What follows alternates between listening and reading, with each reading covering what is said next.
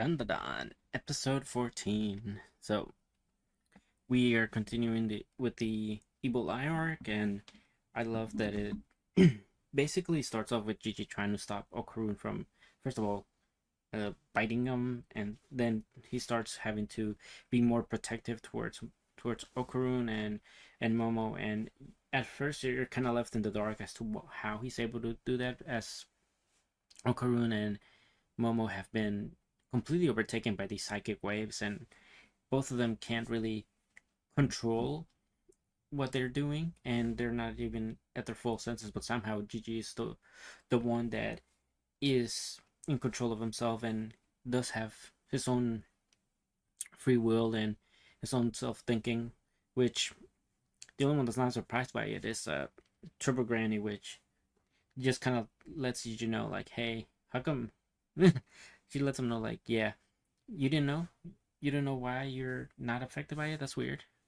And we we then see Gigi like take glass after glass through his arm, through his palm, and I just love that the anime kind of keeps that kind of like blood blood show and kind of that cut visible to an extent, and we really see Gigi like show out and be a protective friend towards them. And she he even like tries to go outside and tries to get them to safety, and then eventually he does, which then we later find out is because the ULI was plaguing him this entire time he was in this house actually protected him from the psychic rays by emitting its own like psychic waves.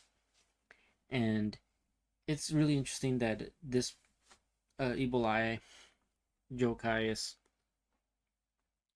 protecting him while also causing him lots of harm, as we saw that the reason why his parents are in the hospital was because the evil eye has this psychic wave that causes people to want to end themselves. Or at least that's what the Turbo Granny said, that if you look into its eyes, you'll want to end it all. Which it could be because of him, or it could be because the Earthworm has those same psychic waves. So like it's a could be a mixture of the both, but seemingly it seemed like it was the evil eye that did it, and so the Turbo Granny kind of warns them not to ever look into his eyes, or you'll be caught in it. And Momo and Okarun get a good time to like recuperate from that, and Okarun decides, all right, well, time to go full throttle on this Earthworm, and actually slices it, but slices his head off clean, and then it regenerates. So not only do we have to worry about psychic waves, but now this Earthworm also has the property to regenerate. And so it's turning out to be like more of a nuisance than anything, and it looks like it's gonna become really hard to beat, as they'll probably have to wipe it clean without giving it a chance to regenerate itself. So Gigi kind of like takes a step back and then gets caught in the evil eye's point of view. So we see Gigi go through the experiences that the evil eye yokai went through, and we really start to see kind of the yokai that are actually in the show have also are more like to the the other people that are currently living in the show, as they all gone through certain hardships and certain trauma that have triggered their them to become attached to the world. And because of that, Gigi notices that the third eye has some good to him. Basically, the evil eye backstory is he was always kept away and locked away, and as he had watched kids just his age just play around without a care in the world. Meanwhile, evil eye had absolutely nothing, completely locked away, not allowed to have any friendship, not allowed to even see the sun. His body was malnutrition, while everybody else was he saw was living their best lives, living a full life. And meanwhile, he was just running away. And then it came to, we see the Kiddo family start using him as sort of like the sacrifice, which we know was what started their whole ritual to send off send sacrifices to appease this sea serpent or the earthworm that they're currently facing. And in order to do that, they tied him up and they let him burn at the stake. And it was quite jarring to see such a person like just go through that and then come out as a ghost, see everybody else living a happy life, and they just want to be involved in it. They want to feel the warmth of having a parents having a nice meal, and while the kids that are in the family can see them, he is not even hit the parents just end up and killing themselves after seeing him. So it's one of those things where he wanted the joy and he wanted to be able to play, but at because he was in a house that was cursed by this earthworm that has those psychic rays that everybody wants to end themselves. He couldn't ever have that joy. It was even after death, it was still taken away from him. So at one point, at the very last one, that he takes over this boy who was probably the family previous to Gigi, and that's the Jokai that Gigi gets to see now. And after witnessing that, Gigi's kind of like taken back, like, oh, Evil Eye's not that bad. So, so he doesn't listen to Turbo Granny's warning, where it's like, yeah, don't be messing with him. Stay away from him.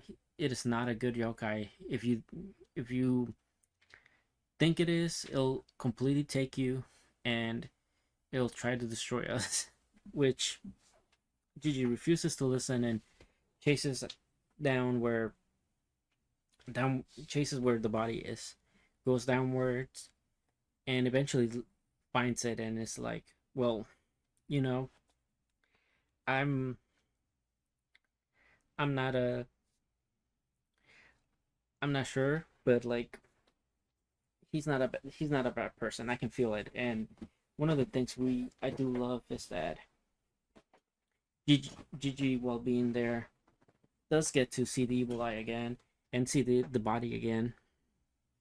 And once he's there, he doesn't try to run away. He's not scared of it. He's more so like, because he's seen the memories of it. He wants to appease it. He wants to make things right. So he tries to play with it in its own spirit form, and then his body gets taken over by the evil eye. So once the evil eye kind of takes over his body, it's like all hell breaks loose. And Turbo Granny was like, yes, this is what the evil eye was after all along. Gigi's quite the genius. Didn't you hear your grandma call him a genius all that time back? It wasn't just because she wanted to say that and because he was smooching off of her. He's actually one of those few that are allowed to be called geniuses. And essentially he has such a high spiritual energy that is now also, that if tamed, could be like really well. And not only that, but he also has like great physique to boot, where even Turbo Grand is like, yeah, I would have loved to have taken over him instead of like Okarun. But yeah, Gigi, this evil eye taking over Gigi's body is a menace. Completely goes off the rails and starts beating down on Momo, which then gets interrupted by the earthworm. And I love the technique that the evil eye use, which is like gathering the souls, or the tormented souls, or all their anguish, just into one spherical bowl, and just starts using it kind of like to play football with it. And the the way they've drawn it all, like every single kick, every single hit was like so So well done. And eventually, the earthworm kind of like leaves him, kind of scared for its life because Evil Eye Gigi is just too powerful to deal with. And not only that, because he's also harnessing the uh, all the spirits that were there harboring uh, anger and stuff. It made it even stronger. And then it goes and turns its attention back to Momo, and it's not looking good for Momo until the boy of the hour, Okarun, arrives and saves the day, kicking Jinji's leg. And you'll see a photo of that in here. But yeah, no, this episode was very, very action packed and very heavy on the lore, and I just love having that. Even though the yokai seem to be evil spirits at first, they're also humanized in a way, and that's really great because it lets us know that yes, these yokai were once humans, but now that they're yokai, they still it could be they still want that ability to be human again, and having that is also like a leeway for Gigi to get his body taken over, where he allows it to become human esque, and yeah, no, absolutely 10 out of 10 episode for me.